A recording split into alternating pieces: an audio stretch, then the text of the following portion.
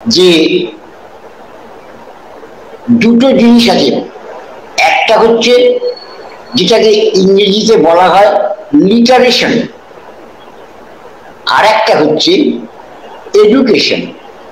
লিটারেশন মানে হচ্ছে আমি কতটা কি পড়লাম, পড়ে জ্ঞান অর্জন করে কি জানলাম না জানলাম, এইগুলো আমি ইংরেজি পড়তে শিখলাম, বাংলা পড়তে শিখলাম, সেই অনুযায়ী কথা বলতে শিখলাম, এইগুলো, এটাই হচ্ছে লিটারেশন। আর এই লিটারেশন যখন আমি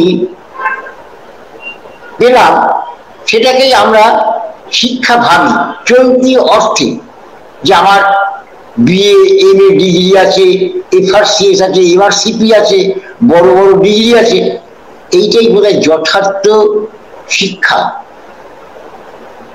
কিন্তু সেইটাকে আমরা যথার্থ শিক্ষা বলে গ্রহণ করতে পারতাম যদি ঠাকুরের পরের যে কথাটা, যে অভ্যাস, ব্যবহার, সহজ জ্ঞান, এগুলো যদি ঠিক মতো আমার গড়ে না ওঠে, তাহলে যথার্থ শিক্ষায় আমি কিন্তু শিক্ষিত হতে পারলাম না।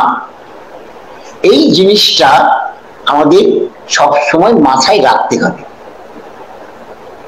তার কারণ আমরা যার পদপ্রান্তে এসে, যার দীক্ষায় দীক্ষিত হয়ে আজকে নিজেদের জীবনটাকে সুসমন্বিত করে গড়ে তোলবার চেষ্টা করছি, সেই শ্রী শ্রী ঠাকুর অনুকূলচন্দ্র, তার যে দীর্ঘ 81 বছরের জীবন, এই 81 বছরের জীবনের যদি পর্যালোচনা করা যায়, তাহলে দেখা যাবে যে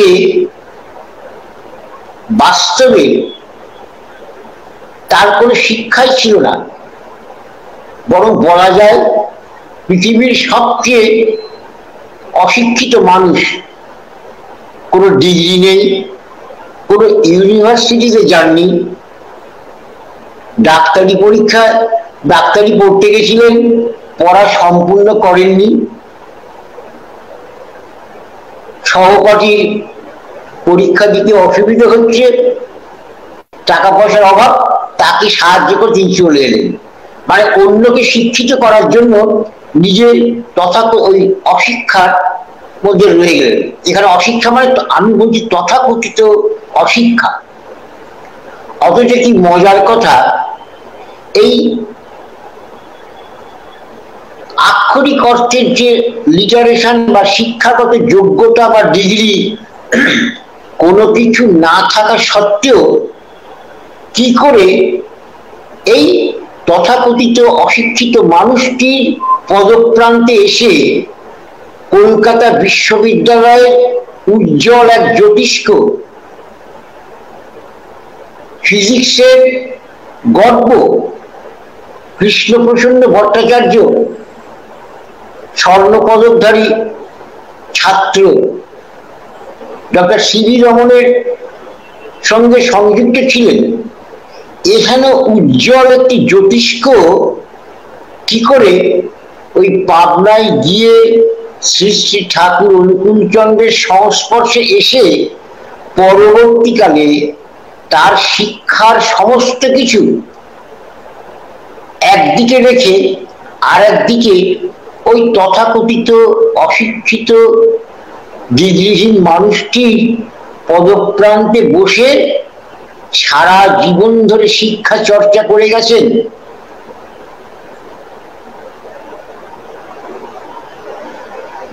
শুধু তাই নয়, এই মানুষটি পদার্থবিদ্যা যিনি একজন উজ্জ্বল জ্যোতিষ্ক ছিলেন, তিনি ওই পাবনার একটা কুড়ে ঘরে শ্রী শ্রী ঠাকুর অনুকূলচন্দ্র, যার তথাকথিত শিক্ষা দীক্ষা নেই, তার কাছে বসে ফিজিক্সের কোয়ান্টাম থিওরি নিয়ে বিস্তারিত আলোচনা করছেন। শুধু তাই নয়, ঠাকুরের থেকে জ্ঞান অর্জন করছেন। মানে পদার্থবিদ্যায় উজ্জ্বল জ্যোতিষ্ককে জ্ঞান দান করছেন একজন তথাকথিত অশিক্ষিত মানুষ। কি বিষয়ে? ফিজিক্সের কোয়ান্টাম থিওরি নিয়ে। এটা তো বড় উল্টো হওয়া উচিত ছিল। ঠাকুর অনুকূল চন্দ্রকে তো শেখানো উচিত ছিল কৃষ্ণপ্রসন্ন ভট্টাচার্যের। সেখানে কি হয়ে গেল, কি হলো, নাকি কোনো ওই টুকটাক হলো, আমরা কেউ কিছু জানি না। কারণ যখন কৃষ্ণপ্রসন্ন ভট্টাচার্য এসেছিলেন তখন আমি সেখানে ছিলাম না পাবনাতে, আবার যখন ঠাকুর তাকে কোয়ান্টাম থিওরি বোঝাচ্ছেন তখনও আমি ছিলাম না। কিন্তু জীবনী পড়ে ঠাকুর দেখে এই ঘটনাগুলো ঘটে গেছে। এবং এইখানটায় আমাদের চিন্তা করতে হবে, তাহলে ব্যাপারটা কি? তাহলে যে শিক্ষাকে আমরা যথার্থ শিক্ষা বলি, যে শিক্ষার প্রতীক গোল্ড মেডেল, সেই স্বর্ণ পদক প্রাপ্ত একজন উজ্জ্বল জ্যোতিষ্ক ছাত্র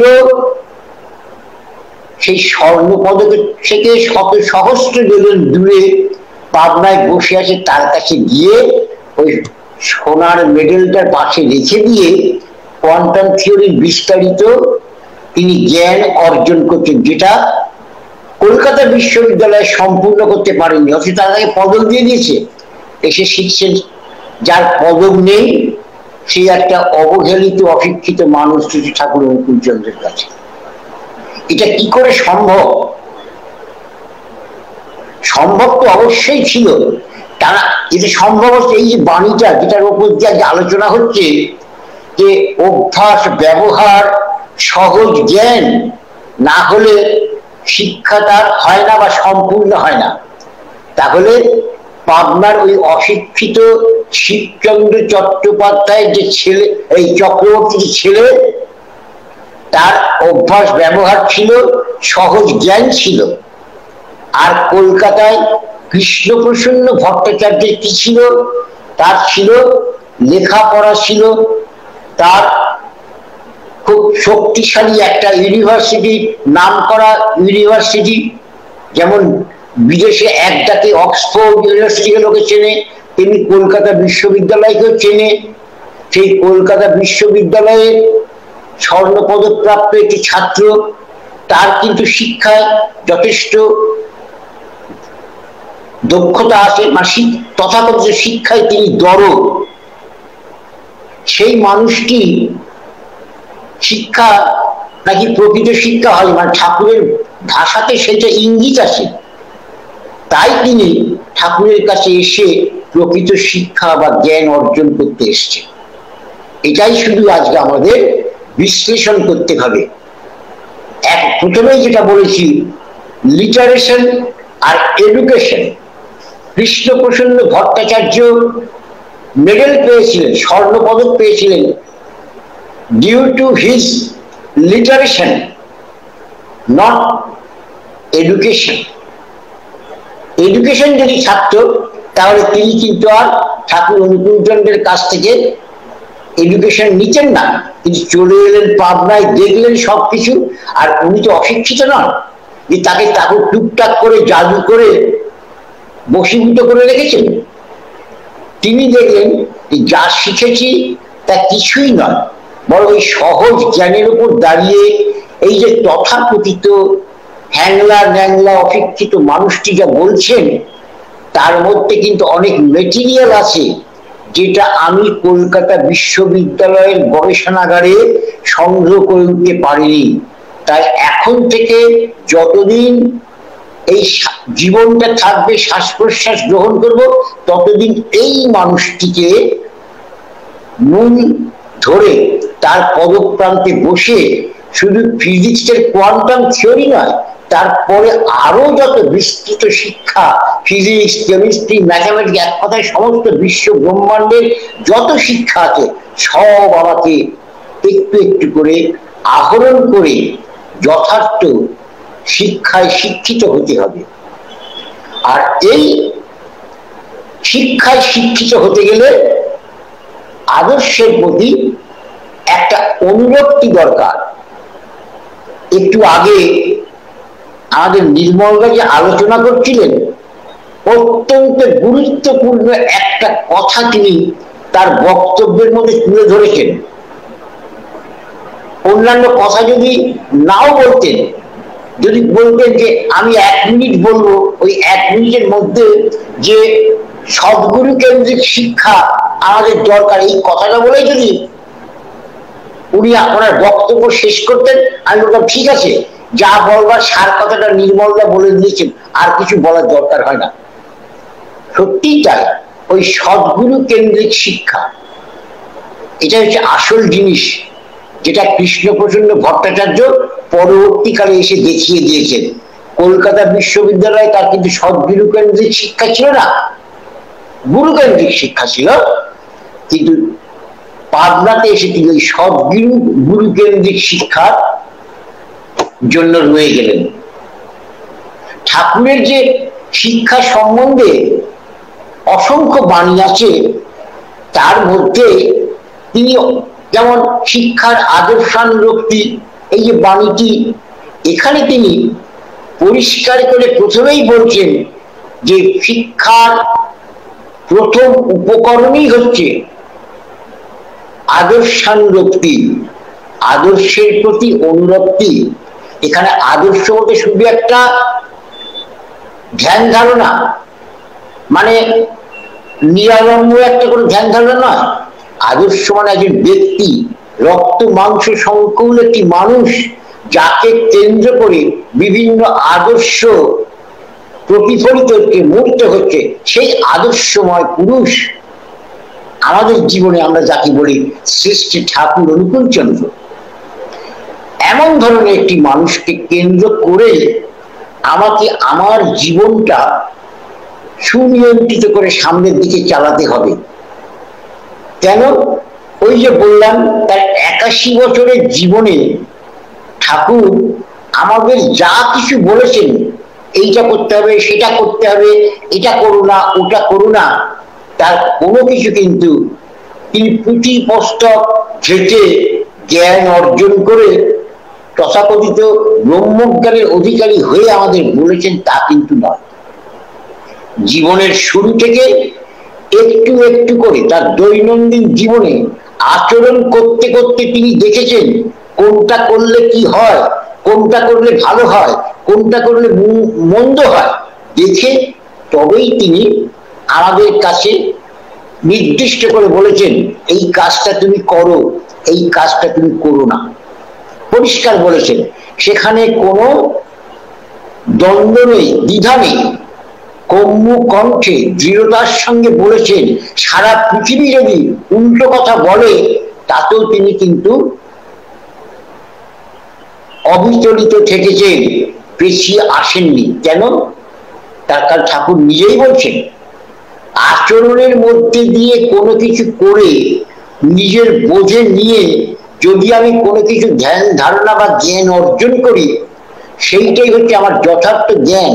আর ওই জ্ঞানটা অর্জন করলে তারপর সেই অনুযায়ী মানুষকে কথা বললে আমাদের ভেতরে একটা দৃঢ় প্রত্যয় বা ফার্ম কনভিকশন তৈরি হবে। এই ফার্ম কনভিকশন থাকলে আমি মানুষকে সবকিছু বোঝাতে পারবো। ওই যে আমরা ঠাকুরকে বলি আচার্য গুরু, আচার্য গুরু মানে কি? আচার্য গুরু মানে হচ্ছে যিনি আচরণ করতে করতে আমাকে সমস্ত কিছু শেখাচ্ছেন, নিজে আচরণ করছেন, করে ভালো মন্দ বুঝছেন, তারপর তিনি আমাদের সেটা বোঝাচ্ছেন। ঠাকুরের জীবনী যদি আলোচনা করেন দেখবেন অসংখ্য ঘটনার মধ্যে ওই আচরণ সমৃদ্ধ যে ঘটনাগুলো বারবার তিনি কিন্তু উচ্চারণ করতেন। এইরকমই একটা ঘটনা হচ্ছে, ঠাকুর বলতেন এই গল্পগুলো ঠাকুর বলতেন, গল্প না ঘটনা, এই ঠাকুর গল্পের ছলে রসিয়ে রসিয়ে মানুষকে বলছেন। কি বলছেন? হযরত মুহাম্মদের কথা বলছেন। হযরত মুহাম্মদের কাছে এক মা এসছেন, খুবই ভক্তিমতী। তিনি ঠাকুরকে বলছেন যে ঠাকুর, সঙ্গে তার ছেলেকে নিয়ে এসছে, ওই ঠাকুর আমার এই ছেলেটি তোমার খুব বড় ভক্ত, তোমার কথা খুব শোনে, তোমাকে পূজা করে, তুমি যা যা বলো সেগুলো করে দেয়, করতে চেষ্টা করে, পারুক আর না পারুক। কিন্তু ওর একটা দোষ আছে ঠাকুর, ও কিন্তু খুব বেশি মিষ্টি খায়, এত মিষ্টি খায় আমি কত বলেছি কিছুতেই শোনে না। তা ঠাকুর তুমি যদি একটু বলে দাও ওকে যে বাবা মিষ্টি খাস না, ও কিন্তু তোমার কথা শুনবে, আমার কথা না শুনলে আমি কিন্তু জানি, তা তোমার কথা অক্ষর অক্ষরে পালন করবার চেষ্টা করে। তাই তুমি একটু ওকে বলে দাও যাতে ও মিষ্টি খাওয়াটা বন্ধ করে দেয়। হযরত মুহাম্মদ বাচ্চাটির মাথায় হাত বুলিয়ে সস্নেহে তার দিকে তাকালেন এবং মায়ের দিকে তাকিয়ে বলল, তুই কিছুদিন পর আমার কাছে আসিস, তখন আমি ছেলেটাকে যা বলার বলে দেব। মাটি খুশি হয়ে চলে, আজকাল বলবো না, মাটি খুশি হয়ে চলে গেল। এবং ঠিক কিছুদিন পর ওই ছেলেটি তার মায়ের সাথে আবার এলো, হয়তো 10 দিন 15 দিন 20 দিন কি 1 মাস, যাই হোক কিছুদিন পর এলেন। এবার সেই মা আবার বলে দিলেন যে ঠাকুর এবার বলে দাও। তখন হযরত মুহাম্মদ সেই বাচ্চাটিকে পাশে ডাকলেন, দেখে তার মাথায় পিঠে হাত বুলিয়ে খুব সস্নেহে তাকে বললেন, বাবা তুই তো মিষ্টি প্রতি তোর লোভ আছে, তুই মিষ্টি খাওয়াটা ছেড়ে দে। কেন জানিস, মিষ্টি খেলে এই এই ক্ষতিগুলো হয়, তবে যখন তুই ছাড়বি তখন চট করে ছাড়তে পারবি না, ওই মিষ্টির লোভ তোকে আবার কিন্তু মিষ্টি খাওয়ার দিকে একটা প্ররোচনা দিবে। কিন্তু আমি তোকে যে কতগুলো কথা বলছি, এই এই কাজগুলো করলে আর মিষ্টির প্রতি তোর কিন্তু কোনো লোভ লাগবে না, তুই সহজে মিষ্টি খাওয়াটা ছেড়ে দিতে পারবি। এইটাই হযরত মুহাম্মদ ওই ছেলেটিকে বললেন। ছেলেটি খুশি হয়ে হযরত মুহাম্মদকে প্রণাম করে চলে গেল, মাও চলে গেলেন।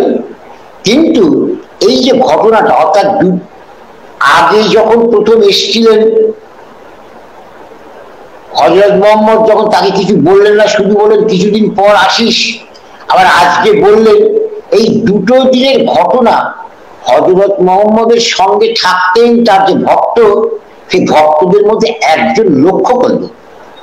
যখন মা আর ছেলে চলে গেল তখন ওই ভক্ত হযরত মুহাম্মদকে চেপে ধরলেন যে প্রভু একটা কথা বলবো, আমার কৌতূহল আমি সম্বরণ করতে পারছি না, আপনি যে উপদেশ বল, হ্যাঁ কি তোমার বক্তব্য, বলছে আপনি যে উপদেশ আজকে বাচ্চাটাকে দিলেন, সেই উপদেশটা আপনি ওই 2-3 সপ্তাহ আগে যখন ছেলেটি এসেছিল তখন তো আপনি তাকে দিতে পারতেন, আর তখন যদি দিতেন তাহলে এই উপদেশটা ওই 2-3 সপ্তাহ আগে থেকেই কাজে লাগাতে পারত, আর কাজে লাগালে ও তো আজকে আপনার কথাটাকে কাজে লাগাবার জন্য যে চেষ্টা চালাবে, তার মানে 3 সপ্তাহ সেই চেষ্টা থেকে সে বঞ্চিত হলো, আর আগেই সে ভালো একটা আচরণ বা সদাচার পালন করতে পারত।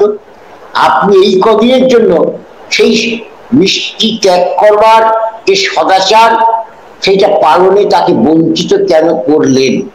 আমার শুধু এইটুকু নিবেদন, এইটা শুধু একটু আমাকে ব্যাখ্যা করে বলুন।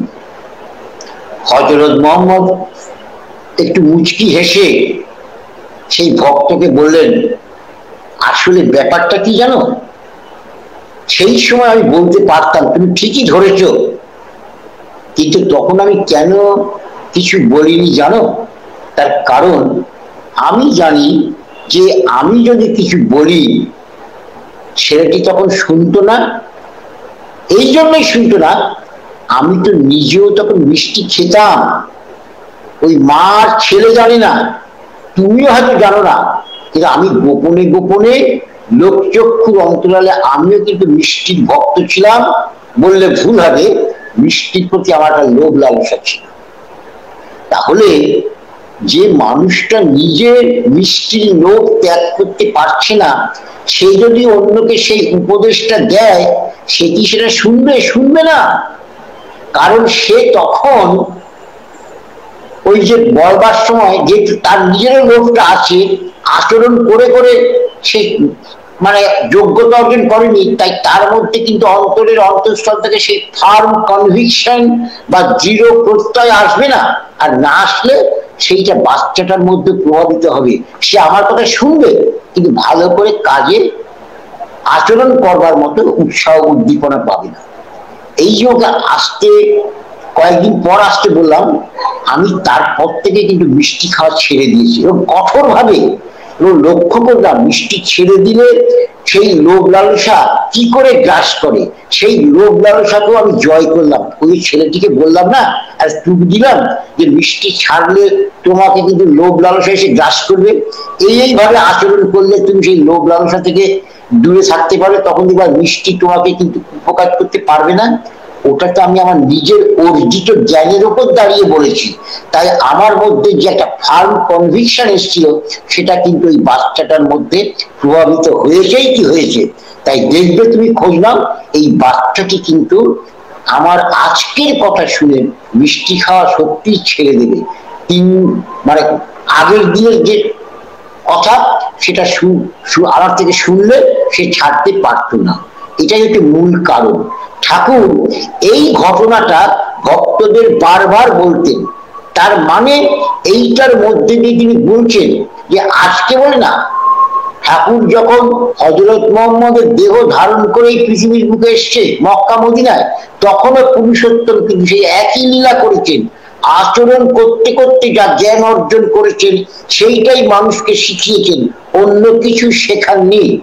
তাই আচরণ সমৃদ্ধ হয়ে তিনি সেটা বলছেন বলেই প্রথম উপকরণী শিক্ষার বলছেন আদর্শানুরাগ, অর্থাৎ সেই আদর্শ যিনি যথার্থ আচরণশীল আচার্য, একমাত্র তার প্রতি তোমার যদি অনুরাগ থাকে তবেই তুমি তাকে কেন্দ্র করে তোমার নিজের জীবনটাকে কেন্দ্রায়িত করতে পারবে, নতুবা নয়। তাই তোমাকে সব সময় ওই আদর্শের প্রতি অনুরক্ত হতে হবে। এবং শুধু এইটা বলে তিনি থামেননি, আবার যে বলছেন যে মানুষের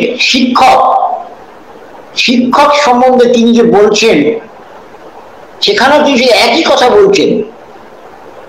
মানুষের জীবনে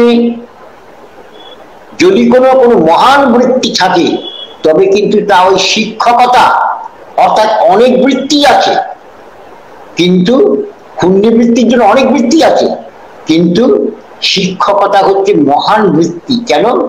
শিক্ষককে আদর্শানুগত্য হতে হয়, শিক্ষককে চরিত্রবান হতে হয়, শিক্ষককে মনে রাখতে হয় যে আমার চাল চলন আচার ব্যবহার আমার ছাত্র যারা আছে তারা প্রত্যেকে কিন্তু নজর করছে। আমি আমার ব্যক্তিগত জীবনে এখন আমার ৭৬ বছর বয়স হয়েছে, আমি ৩৮ বছর, এই দীর্ঘ ৩৮ বছর শিক্ষকতার জীবন যাপন করেছি।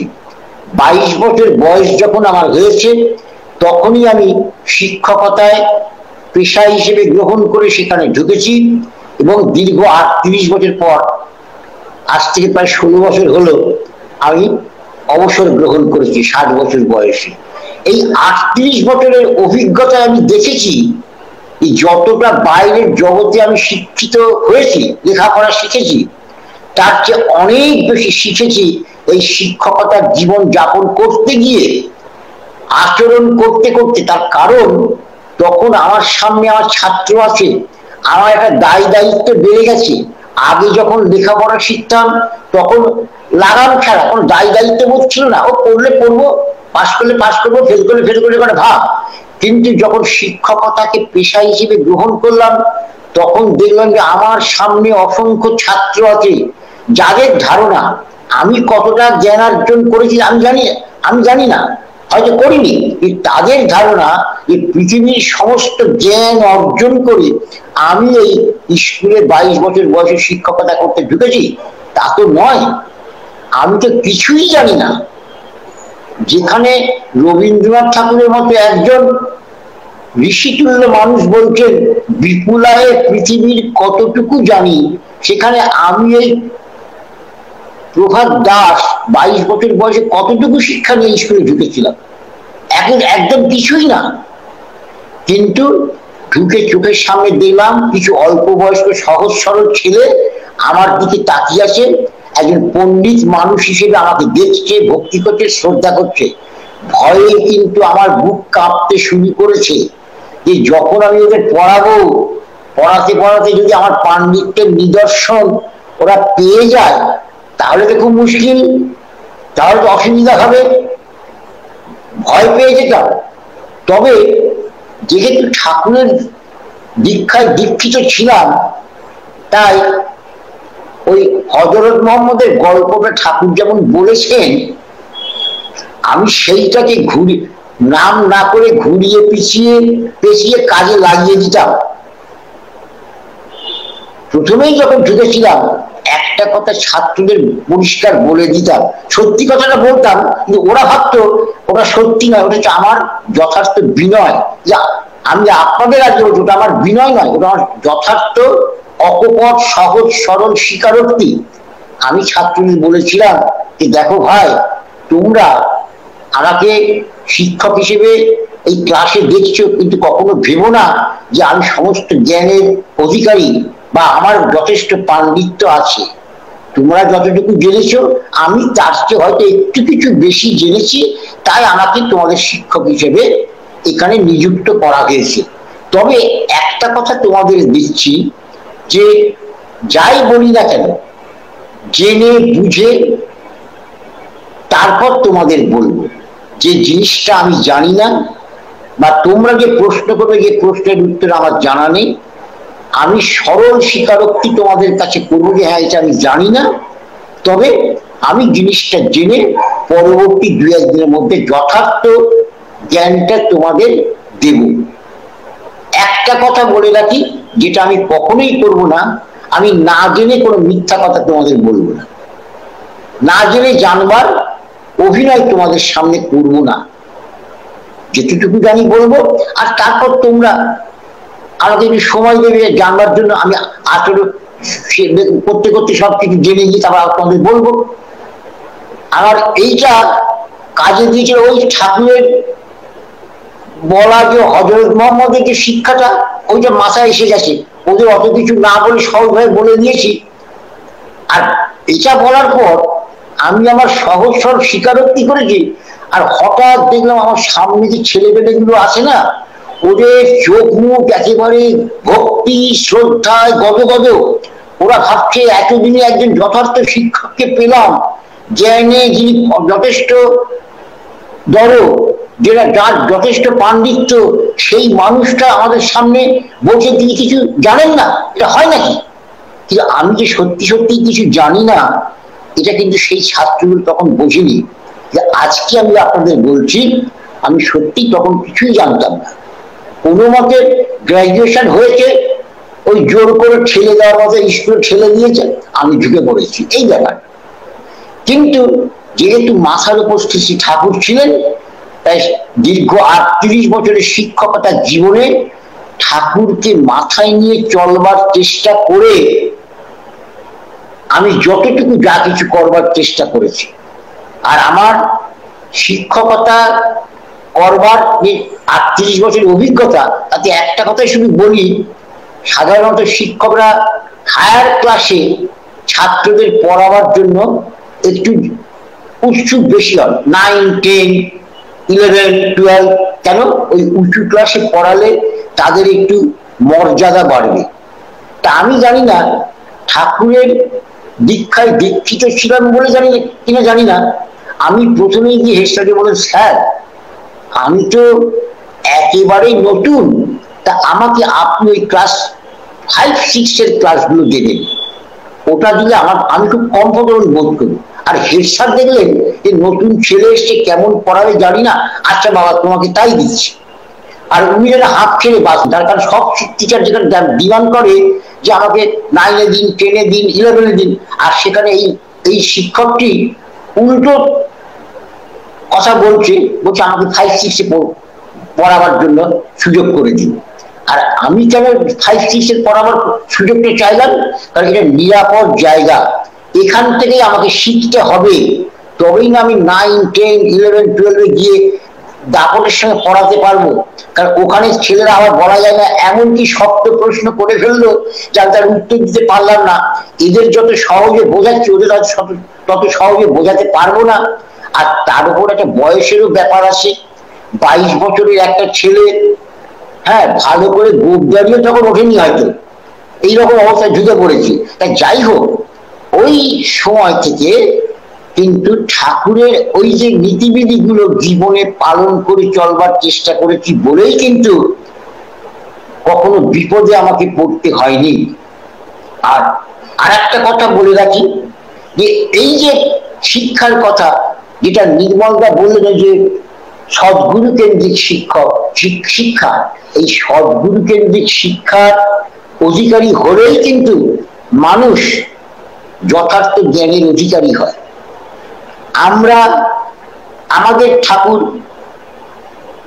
মূল 3টে জিনিস ধরিয়ে দিয়েছেন জীবনে: দীক্ষা, শিক্ষা, বিবাহ। এই 3টে নীতিকে ঠাকুর কিন্তু আমাদের ধরিয়ে দিয়েছেন, যাই করো না কেন এই 3টে জিনিস যেন তোমার ব্যক্তিগত জীবনে ঠিক থাকে। আর এই 3টে জিনিস ঠিক করতে গেলে কি করতে হবে?